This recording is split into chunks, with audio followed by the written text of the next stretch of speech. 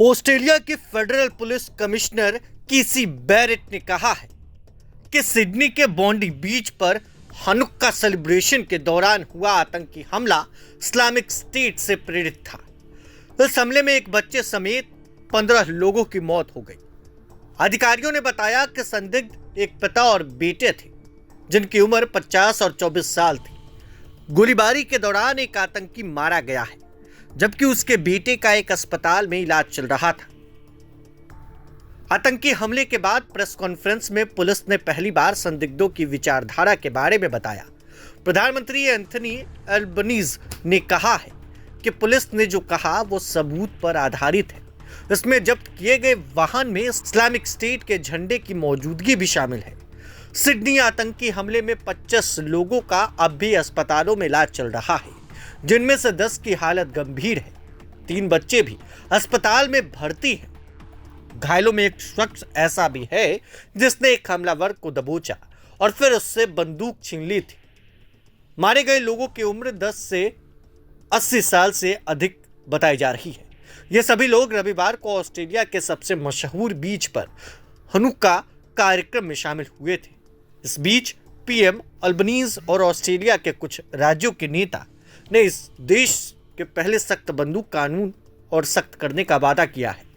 1996 में तस्मानिया के port Arthur में एक शूटर के द्वारा 35 लोगों को मारे जाने के बाद ये सबसे बड़े सुधार होंगे।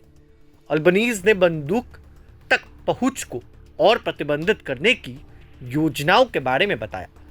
ऐसा इसलिए क्योंकि बीच पर हमला करने वाले शख्स ने हथियारों का जखीरा कानूनी तौर पर जमा किया था।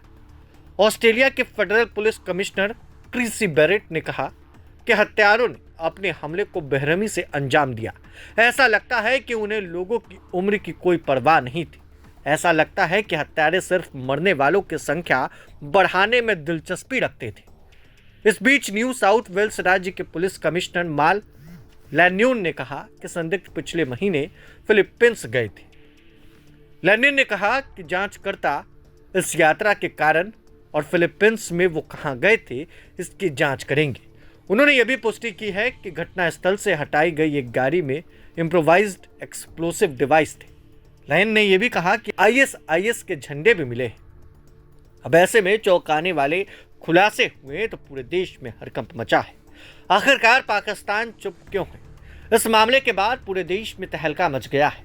हर तरफ हड़कंप मचा हुआ है कि आखिर इस घटना के पीछे किसकी साजिश थी जिसने 15 लोगों की निर्मम हत्या कर दी। बने रहे प्रभात खबर डिजिटल के साथ। शुक्रिया। प्रभातखबर.com, विश्वास वही, रफ्तार नहीं।